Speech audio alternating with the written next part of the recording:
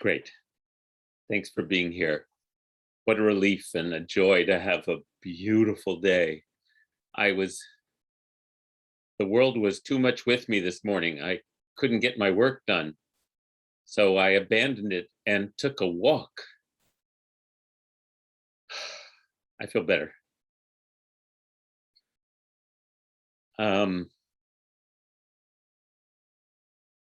It's exhausting, this navigating this life right now. It really is. It's like, before jumping into inspiration, I just want to acknowledge that. Am I making it up, or are more people driving over the double yellow line as they go around curves? It's like, it's all kinds of things besides the news. So I took a walk. I recommend it. Restore that healthy balance that allows us to keep going. So this is the fourth of our 4 weeks of Elul classes. Rosh Hashanah is coming on Monday evening. And what I wanted to do this week, it's been really nice for me to do this with you, because it's my chance to process as well. And what a lovely thing to get to do with such a lovely group. What I wanted to do this week was look at this week's Torah portion with you. The Torah portion is called Nitzavim. It's Deuteronomy chapter 29 and 30. And the reason I want to look at it with you is because the way that our sages organized the liturgical reading of the Torah, Nitzavim is always read on the Shabbat before Rosh Hashanah. I don't know how they did that, but it works. And therefore, it would appear, and when we read Nitzavim, it becomes clear that this was the message from Torah that the rabbis wanted us to hear on the Shabbat before Rosh Hashanah. And so what I thought we'd do is read it together and then reflect on, I don't think we'll get all the way through it, but it's all good.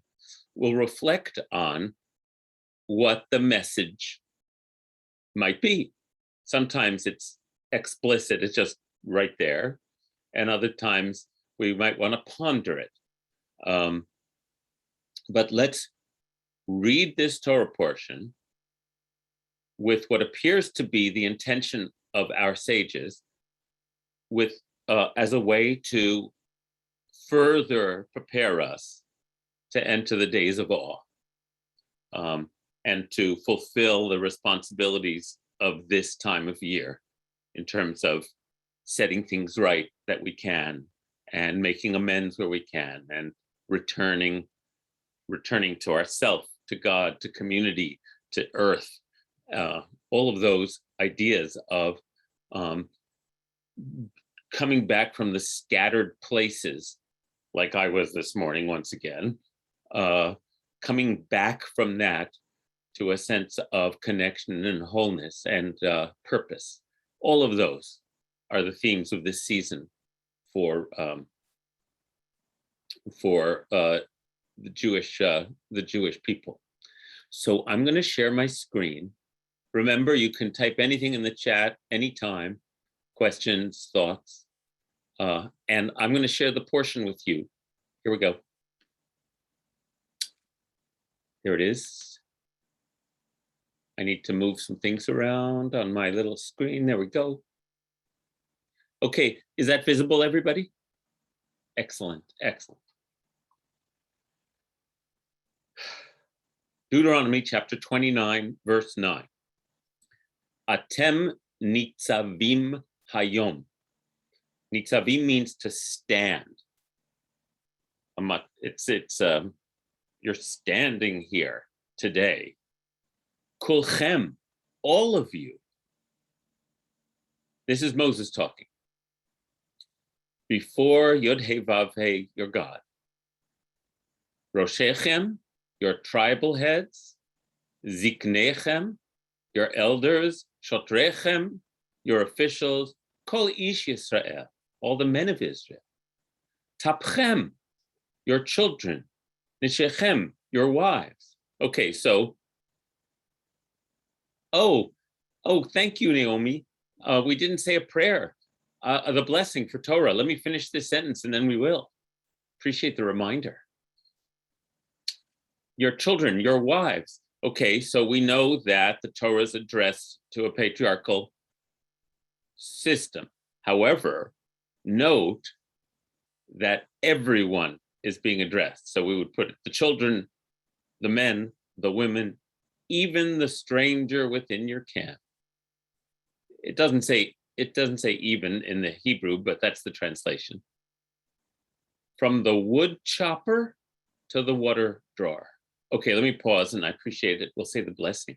Baruch atah Adonai, Eloheinu melech haolam, asher kitshanu b'mitzvotav v'tzivanu la'asok b'divrei Torah. Blessed are you, source of life, creator of the universe, who gives us the mitzvot, the commandments, and the commandment especially to study the words of Torah. Okay, so this famous line, everybody, kulchem. So the first thing to note about this portion is that everyone is being addressed by Moses, from the tribal leaders to the water drawers and the wood choppers, not just the men who are typically the ones to receive the orders, but the children, the women, and the stranger as well. So this is a radically democratized address.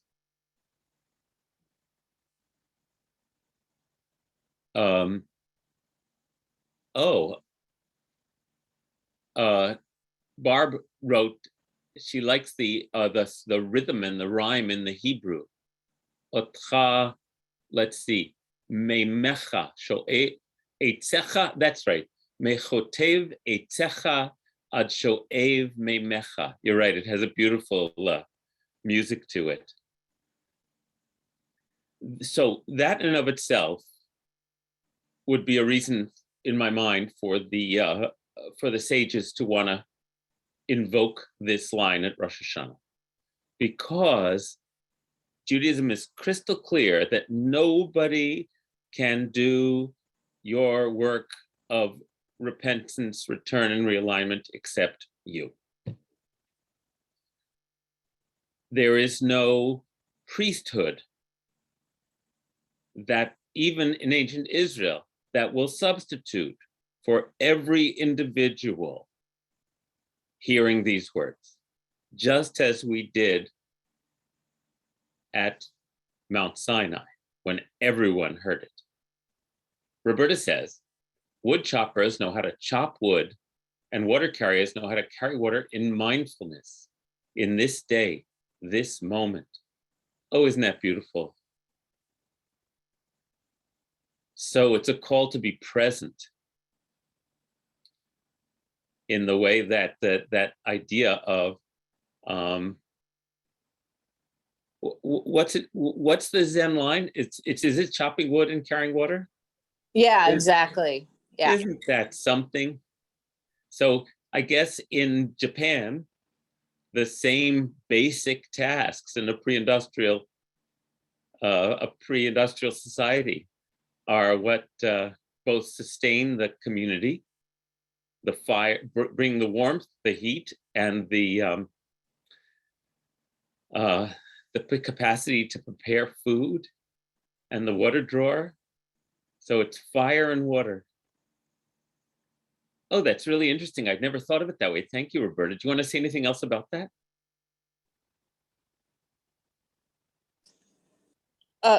Well, just that I read, you're probably about to say this, but Hayom, this day, is repeated, I think it's 12 times.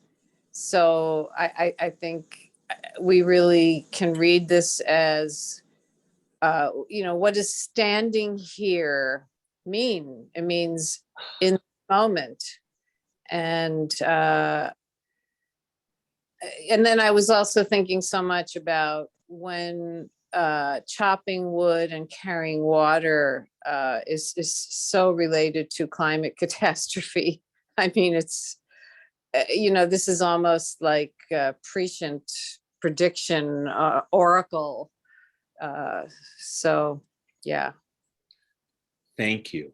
No, I hadn't. No, I had not tuned in to the repetition of Hayom today, this day. And yet 12 times is not an accident. We know that about Torah.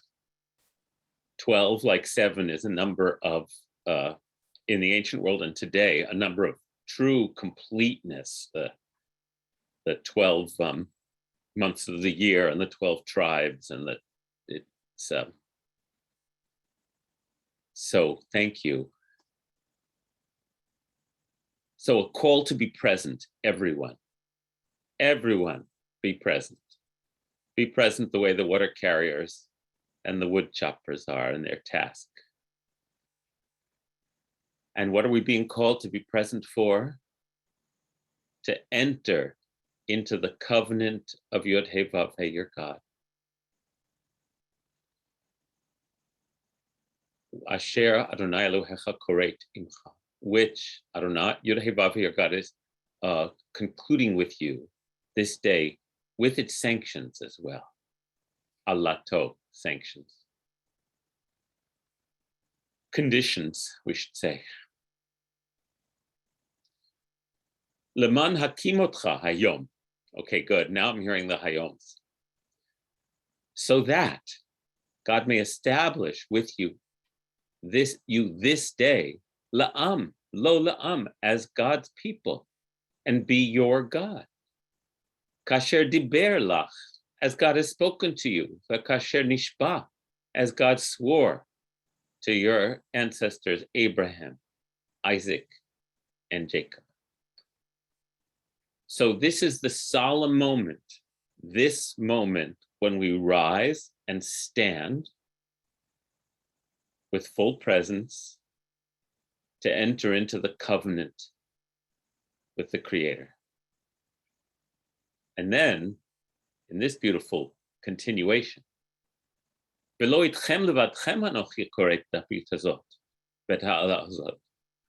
I make this covenant with its sanctions, not with you alone.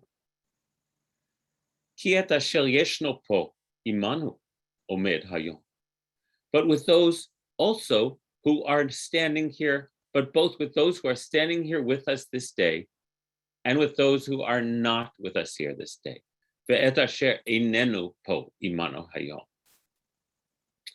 Okay, so however this got composed, if you think this text is leaving you out, oh, well, I wasn't there. The Torah is 100% like, I'm speaking across the generations, I'm speaking throughout time and space. You are standing here at this moment. And what it makes me think of, and I really welcome your thoughts and comments, what it makes me think of is all of us being in shul on Rosh Hashanah, right? All of us. And now a lot of us will be on Zoom, but we'll be together in shul, all of us. No excuses. No, I wasn't there. So we're all summoned to be present here, now standing before the Creator. And that also brings to mind, for me, the Una Tanatoka Prayer, which is one of the most famous parts of the liturgy, which says, on this day, we all come before the Creator and the judgment seat. So we're being summoned, and it's a weighty moment. It's a serious moment. It's a moment that calls for our full presence. And then it says a little review, as Moses is wont to do. Ki atem yadatem et asher yashavnu be'eretz Mitzrayim. Well, you know that we dwelt in the land of Egypt, and that we passed through the midst of various other nations. V'tir'u, and you have seen et shikush. Whoops, it is not my day. I just spilled my water. Just a second.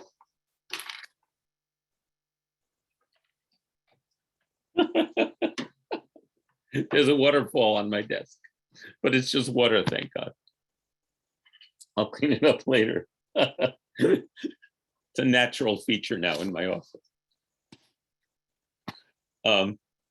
Okay. You have seen the detestable things and the fetishes of wood and stone, silver and gold that they keep.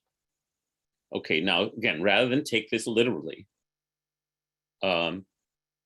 okay, we've been journeying. We started in Egypt and we've been journeying. And along the way, we have seen the fetishes of wood and stone, silver and gold, the works of our hands. We have walked through them all. We have seen all of the material items that people worship, that people lust for, that they long for, that they bow down to. We walk that gauntlet all the time. That's what I was getting from reading this. And it ain't easy, right? It says in Torah and Book of Numbers, you keep these tzitzit, the fringes, to remind you not to go off after whatever catches your eye or whatever the lusts of your heart take you to, because we are wont to do that as humans. And indeed, pen yesh bachem ish u isha, perhaps there is among you some man or woman, o mishpacha, there's a word everybody knows, a family, a clan, or a tribe. Asher levavo foneh hayom, whose heart is even now, and there's that word hayom, thank you, I'd never picked that up, whose heart happens to be turning now, in this moment, away from Yod Heh Vav Heh, your God, to go and worship the gods of those nations. Perchance there is among you a stock, bachem, among you, within you, a stock sprouting poison weed and wormwood.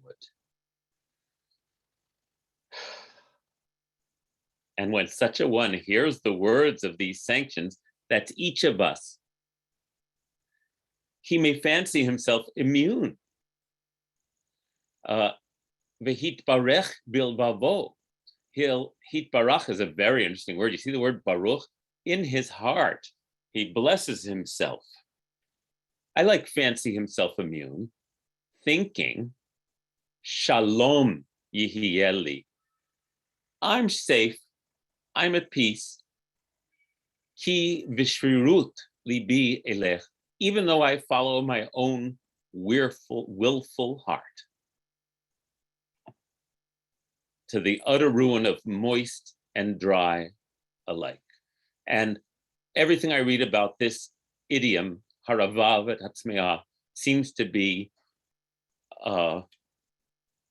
what would be an English one like that means everything, you know? I mean, we have heaven and earth all the time in the Torah. So moist and dry seems to be related to that. Okay, so each of us is standing there. We're each being spoken to, and this is about each of us, not him. We're not talking about him. We're not talking about that person there. Because this is an address from Moses to us, wherever we are, standing there, whatever our station, whatever our status. Us, each of us. Perhaps sometimes I get tempted. I go and I like the gold and silver stuff. You know, that looks good. And then I say to myself, well, Shalom yihieli. It'll be good for me if I follow my willful heart. In fact, it's to the utter ruin of moist and dry alike. And this brings my thoughts back to what Roberta said about the climate when she talked about wood choppers and water drawers. When I think of moist and dry at this moment, and I was in California this summer where the fires were burning, and now I'm in New York where the subways are flooded, I do have no difficulty extending our willful hearts and our worship of the works of our hands to the disaster of the idolatry of our age, of all time, but now it's come to roost, of thinking that the world is there for us to use without end and to abuse without end. And it's time to take this Torah, in my opinion, and make it into an environmental parable as well, because that we are no longer in the parable, we are in the reality.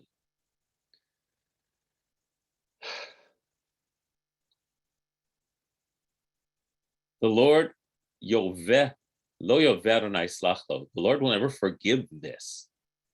Rather will the Lord's anger and passion rage against that man, till every sanction recorded in this book, Basefer Hazeh, comes down on him, and Yod-Heh-Vav blots out his name from under heaven. So, what are going to be the consequences of our willful hearts if we do not return to hear the voice of, as you know, my translation of Yod-Heh-Vav, of life unfolding?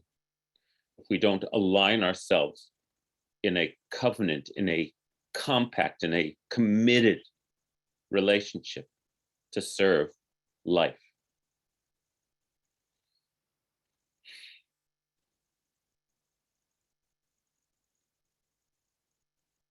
And then, okay, so bad things are going to happen. I'm going to move ahead. Later generations will ask, what the hell happened? Later generations will ask.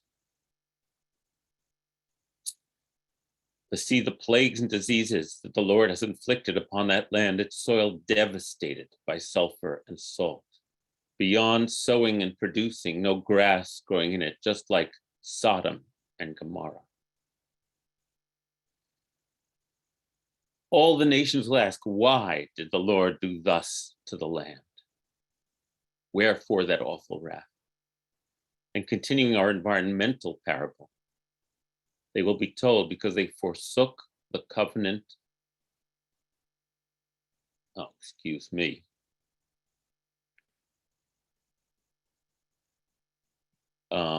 I'm sorry. I got to get out of here and start over because of fake Adobe Flash Player. Stop share. What a pain. Hold on.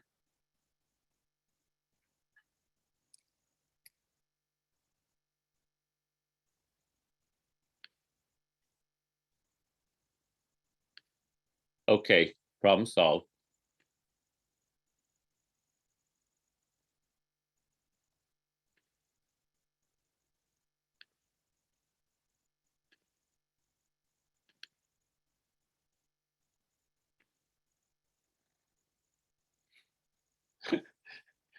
I think since I'm spending 10 hours a day on my computer, I think the commandment, the idea that we're constantly, oh my goodness, perchance there is among you some man or woman whose heart is even now turning away from this message that I'm trying to give. Well, why? I was just going to look at that thing there and it just popped up in my face. So let's do a computer analogy to this section too. So as I was saying, why? What happened? they will be told, because they forsook the covenant that Yod-Heh-Vav-Heh, the God of their ancestors, made with them when he freed them from the land of Egypt. They turned to the service of other gods and worshiped them, gods whom they did not know and whom God had not allotted to them. So Yod-Heh-Vav-Heh was incensed at that land and brought upon it all the curses recorded in this book. Yod-Heh-Vav-Heh uprooted them from their soil in anger, fury, and great wrath, and cast them into another land, as is still the case.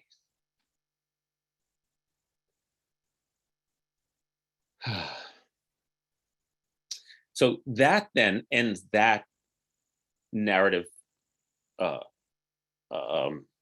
paragraph. And again, reading it as I described, it's a clarion call to each of us to be present at this moment and recognize our willful hearts and stand before the Creator and re-enter the right relationship that's asked of us.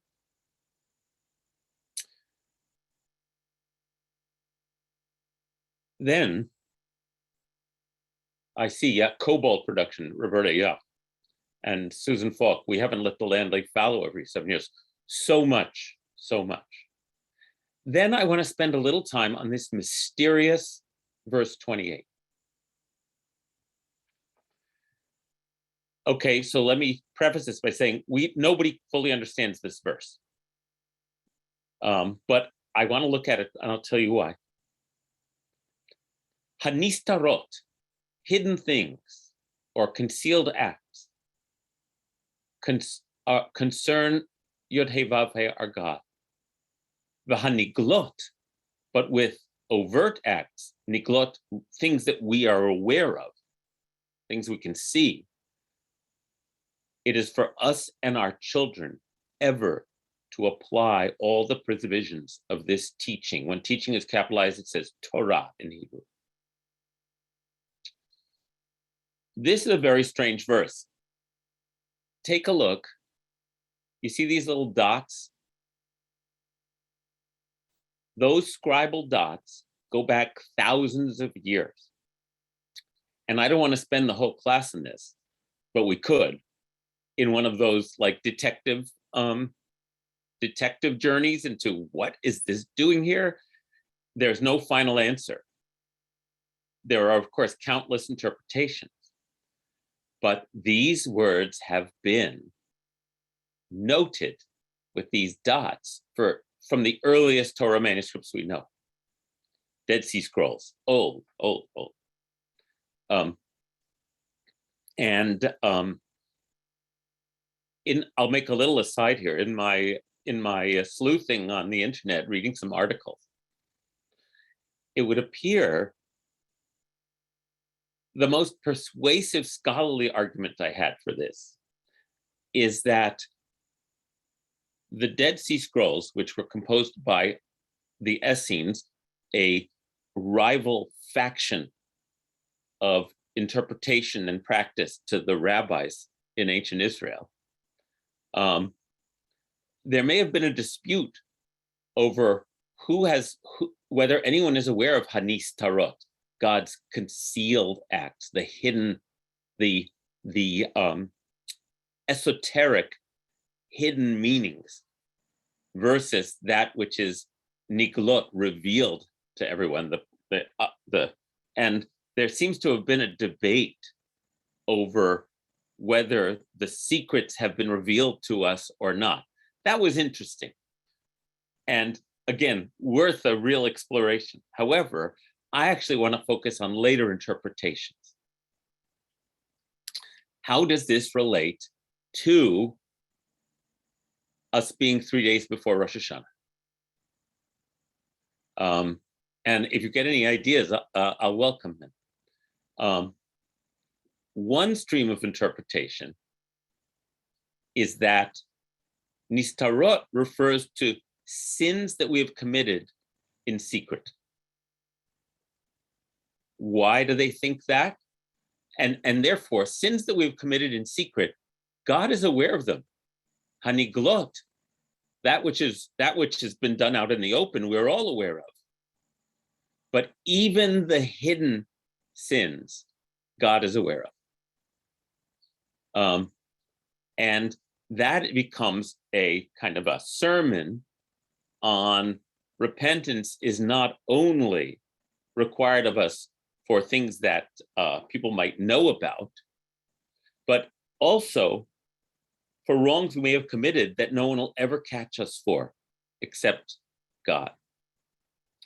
And so in this case, God could be understood as our conscience, the higher self within us that knows,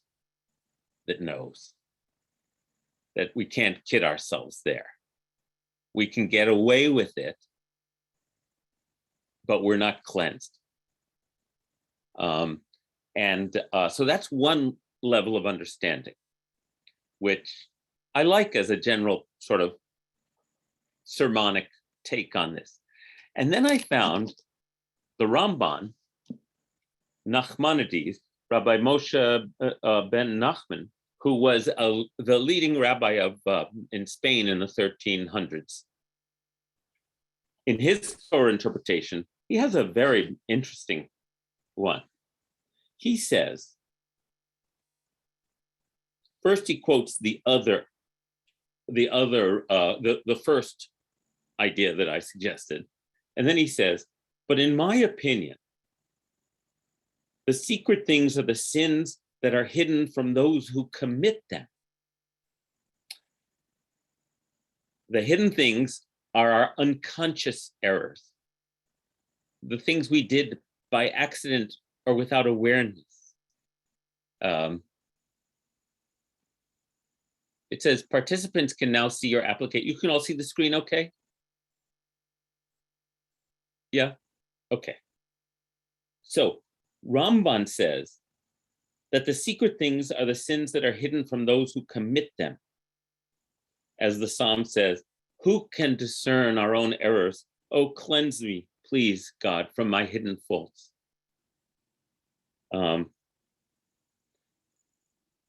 And he says, our hidden sins belong to God alone. For them, we bear no guilt for having transgressed. In other words, we can't, it happens. We're unconscious of certain of our behaviors. The goal is to become conscious. But in the meantime, we are not, we can't be responsible for things we don't know we did. But then he says, but the things that are revealed, namely our conscious acts, belong unto us and our children forever.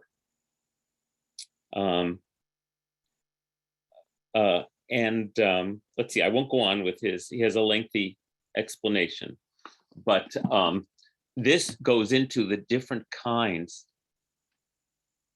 Oh, let's see, I'll finish that and then I'll get to the comments. This refers to the way our tradition defines different kinds of wrongdoing. Bishkaga means without knowing, accidental. And until those are pointed out to us, until we become aware of them, we cannot be held responsible for them because we can't atone for them because we don't know we did them. And those are considered a level of wrong that we can't be held responsible for. And then avon and pesha, those are willful acts. Okay, so let's see. As I said, this is a tricky verse.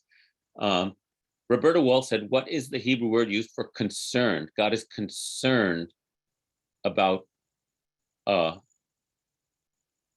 concealed act.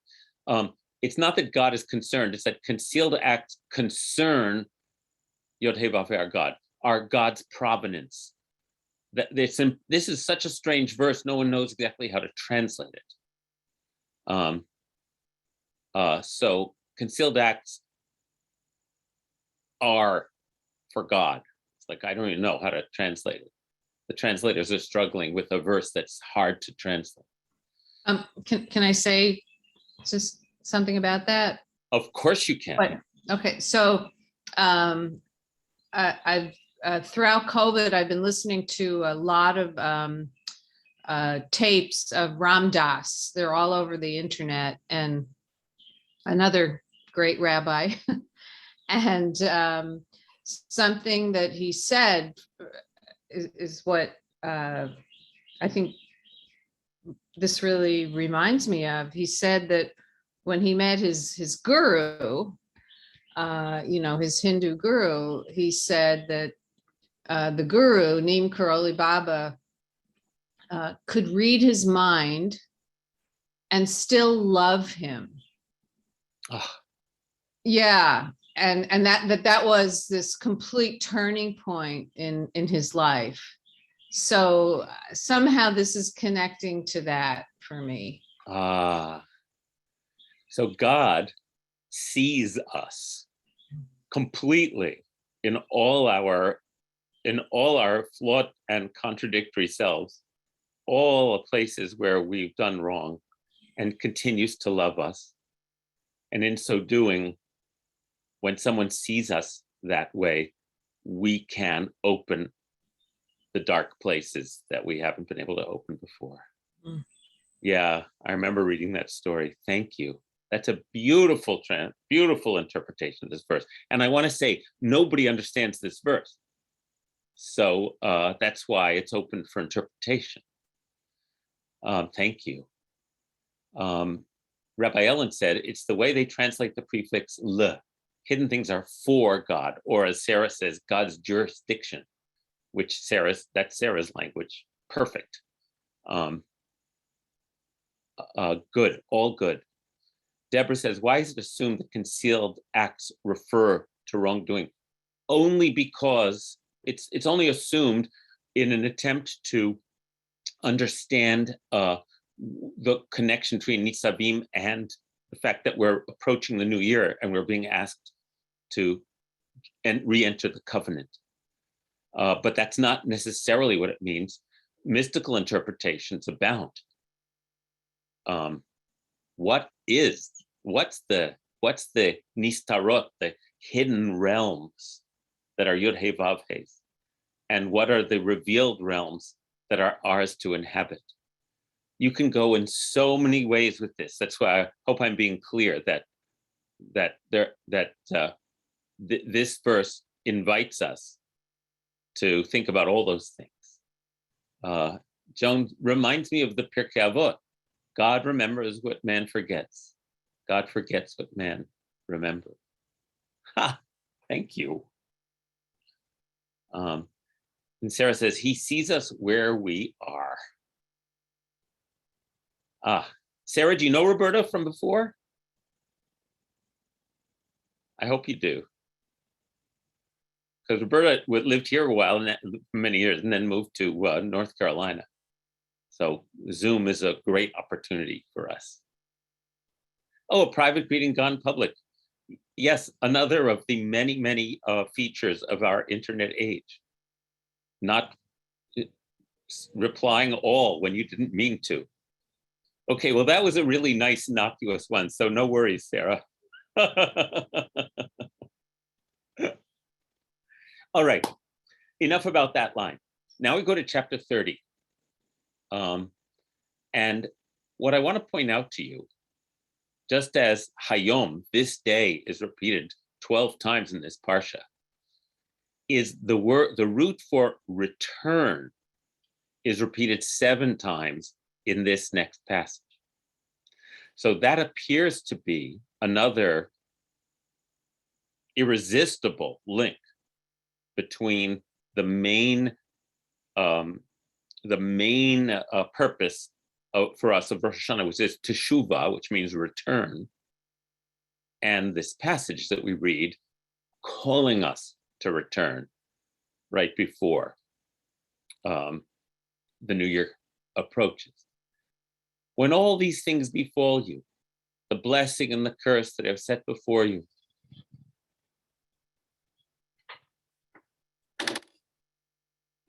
lawnmower going out there. I have to close my window. And you take them to heart amidst the various nations to which the Lord your God has banished you. Hidichacha, I would say also scattered you. I guess you could do it either way. Nidachim are like forlorn, scattered ones. So banished is also, I can see why they said that. But when all these things befall you, v'hashevota el levavacha, you take them to heart. Shav, I'm going to show you the word shav, which is the root of to return. V'hashevota el levavacha, which is a line that makes it into the Aleinu prayer. Bring it into your heart. Return with your heart. Take it to your heart. Vishavta, and you return to life unfolding your God. Vishamata, and you hear Shema, God's voice. Kechol asher anochi mitzavcha hayom, in all the ways that God commands you today. You and your children, b'chol levavcha uv'chol nafshecha, with all your heart and soul. Vishav, and then shav Adonai Elohecha et shvutcha, God will return to you your fortune. V'richamecha, and take you back in love, rachamim. Vishav, he will bring you back. V'kibtzecha, the word kibbutz comes from this word, and will collect you from all the nations, gather you. Asher hefitzacha, where you've been scattered. So I guess that's hefitzacha, scattered, where God has scattered you. Return, return, return. Im yihyeh nidachacha biktsei hashamayim, even if your outcasts are at the ends of the world, misham yikabetzcha, Adonai Elohecha, from there God will gather you, life unfolding will gather you. From there God will fetch you.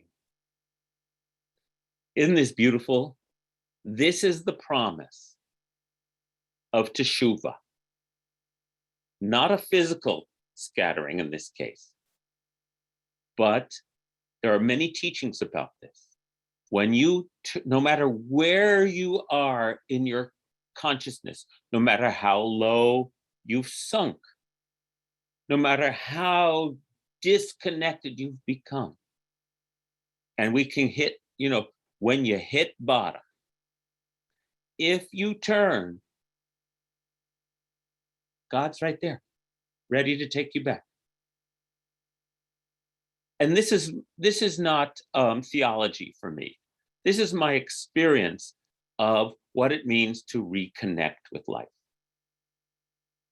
where something grabs me and brings me back from my forlorn, my disassociated, my whatever it is, my enraged, and I don't have to. Then there's a journey ahead, but immediately I'm not alone. Immediately, I've restored connection to life. That's how I read it. Oh, Deborah said before on the concern, I thought it was saying that we should not focus on the hidden realms, but on doing the right thing. Yes, excellent interpretation. I think that's a really good one, Deborah. The hidden realms belong to God. Our job is in the here and now. And that's a very Jewish teaching, where it says, do not concern yourself with the end of days. The Talmud expresses this over and over. That's God's realm. The afterworld, the end time. And they also say, the rabbis say, and don't concern yourself too much with what happened before the beginning, but rather, this is our realm. Hashamayim Shamayim Ladonai V'ha'aretz Natan Livnei Adam. That's from Psalm 116 from Hallel. The heavens are the realm. The heavens and the ethereal realms are the realms of Adonai. V'ha'aretz Natan Livnei Adam, and the earth was given to human beings. This is where the action is. Judaism is really clear about that. Thank you. Oh, now back to these verses. Sylvia says the runaway bunny. Everybody know it? Go look it up, everyone. The mommy says, wherever you go, I'm going to come find you. I'll be there. I'll be a sailboat and sail you home. We know the book almost by heart. And it is mommy love, just as it says in this verse, V'richamecha, and I will take you back in love. Rachamim is compassionate love. As many of you know, rechem in Hebrew is womb, W-O-M-B. So it's mother love. That's what rachamim is. And the runaway bunny mom is going to find him everywhere and give him a carrot. Because that's how the book ends. Here, have a carrot.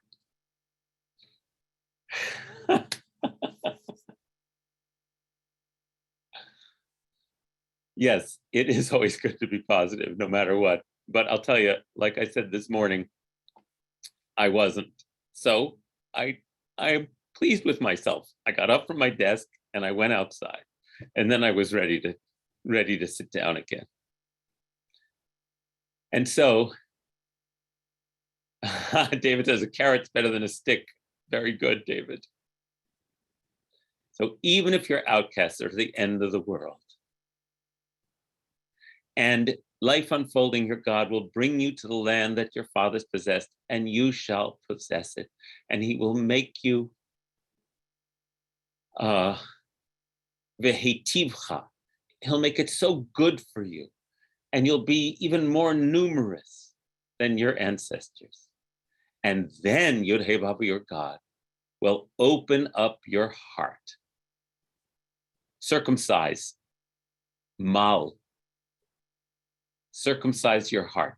Your heart has a sheath on it. And the Lord your God will remove the sheath from your heart. That's the biblical metaphor. So open up is a good translation. And the hearts of your offspring, to love life unfolding your God with all your heart and all your soul, lema'an chayecha, in order that you may live, or lema'an, for the sake of your life, for your, this is everything, everybody. This passage is, are we gonna be alive? Are we gonna be alive, meaning fully present, accepting even our dark places, making amends so that we can remain present? Are we gonna do it? This is the covenant. Va'ata tashuv, you will return. Vishamata, and hear, attend to the voice of life unfolding, and do all of God's mitzvot that I'm enjoining upon you this day.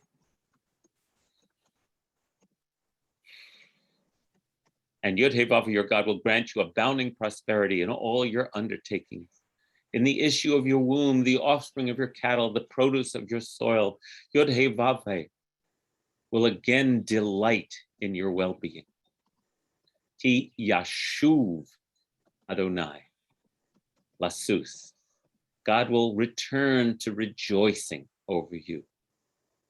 Letov, for goodness, just as God rejoiced over your ancestors. Just if you tishma, if you listen, the call to the voice of life unfolding, fulfill the mitzvot, the rules that are written, the Sefer HaTorah Hazeh, in this Torah scroll. Ki tashuv el Adonai b'chol levavecha. You will return to life unfolding with all your heart and all your soul. It repeats itself, obviously, but this is beautiful oration. Paul says, now is time to grow up and be responsible on every level.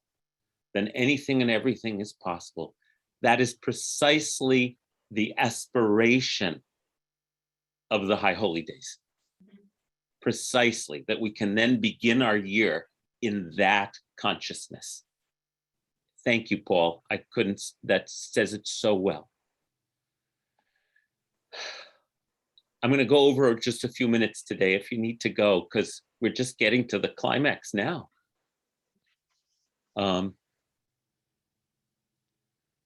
Surely this mitzvah, which I am giving you this day, is not too baffling for you, nor is it beyond reach. It is not in the heavens that you should say, who among us can go up to the heavens and get it for us and impart it to us that we may observe it? Neither is it beyond the sea that you should say, who among us can cross to the other side of the sea and get it for us and impart it to us that we may observe it? No, the thing is very close to you. It's in your mouth and in your heart to observe it. And the bificha uvavecha is in the singular. So remember, this goes right back to the beginning of the oration, where we are all standing there. Moses is speaking to every one of us. Each one of us is responsible for this covenant. And now don't wait for some leader to tell you what to do. I'm telling you now, you got this, right? Moses knows he's going to die. He's going to die in 3 chapters from now. And he's already been told that. He's exhorting the people, take it from here. This is your covenant. Roberta says, beautiful. Teshuva goes both ways between us and God. God wants to return to us as much as we want to return to the source. It's not a neutral solution. There's a law of attraction between life and us that wants each other. That is the Jewish idea of God, not a Deus ex machina, not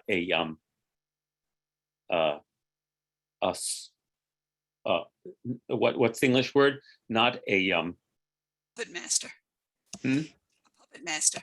Not a puppet master, and also not a neutral universe, but rather, and this is my conviction, also from all the spiritual traditions, actually, there's a law of love that inheres in the universe that calls to us, and we call to it all the time, filled with sweetness and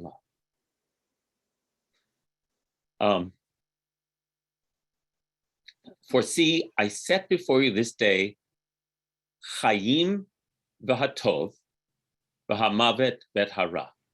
And our translator decided to write, I set before you this day, Chaim, life, Hatov, prosperity. I don't know, the good. I don't see why we won't translate it as the good. And death, Mavet, V'hara, evil. Good and bad. For I command you this day, Lahahava, to love, life unfolding your God, to walk in God's ways, to keep God's commandments, laws and rules, that you may chayita, live, ravita, thrive, uverachacha, and be blessed by Yod-Heh-Vav, your God, on the good land, on the land you are about to possess and enter. But if your heart turns away and you give no heed, and are lured into the worship and service of other gods, I declare to you this day that you shall certainly perish. You shall not long endure on the soil that you are crossing the Jordan to enter and possess. And so I call heaven and earth to witness against you this day. Hachayim v'hamavet natati lifanecha. I have put before you today life and death, blessing and curse. Uvacharta v'chayim. Choose life. If you and your so that, lema'an, I would say not if, lema'an, so that you and your descendants might live. Ah, beautiful, Roberta, commanded to love. It's our very fabric. It's a law of nature, our makeup, how we are created. It's our higher nature. We're complicated, but it is our higher nature. And so think of command as a computer command. It's like we're wired for it. Choose life so that you and your offspring will live by loving your life unfolding your God, heeding this command, holding fast, lidavka, better word, attaching yourself to life unfolding, adhering, merging. Dveikut means merging and gluing in Hebrew. Ki hu chayecha v'orech yamecha. For this is your life and the length of your days. Lashevet, see, to dwell, to return to, on the earth that life unfolding swore to your ancestors, Abraham, Isaac, and Jacob, and gave to them. And that's the end of the Parsha. Attuning, very good, Rob. So, how's that for an exhortation for the new year? Isn't it marvelous?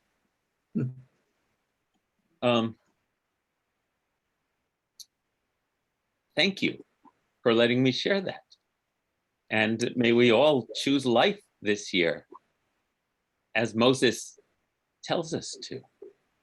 Sarah says, I'm ready, Rabbi. That's right. This is like Moses, forgive the sports metaphor. This is like Moses. We're ready to go out on the field for the new season.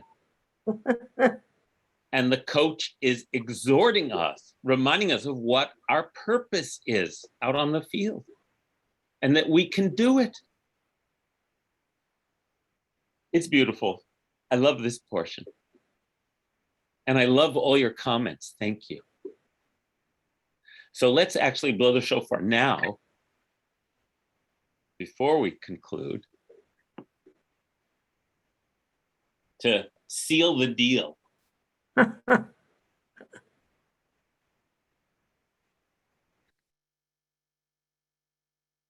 If you'd like to stand, because it says Nitzavim, we are standing here today. You who are here and you who are not here.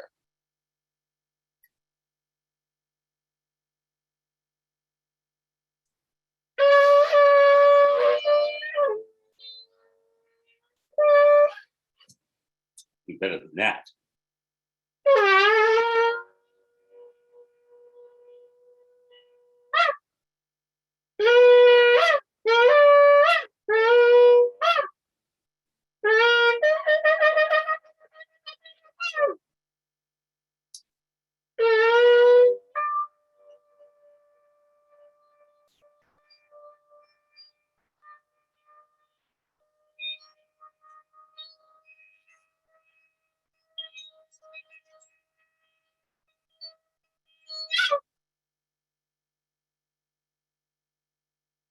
Yes. Hey, Jonathan, were you just getting all those wild sort of overtones, or was it Zoom? I couldn't tell. Oh, it was Zoom. Darn, I didn't have the original sound on. Yeah, Let me turn the original sound on and see how it sounds now, okay? it'll be better. It sounded pretty great for a second. Great. Well, just hear this difference, just so you can hear one.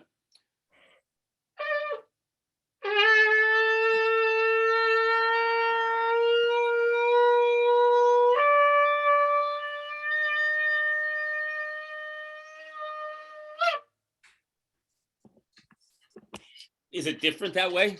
Much better. Yeah, Very. yeah. So leave.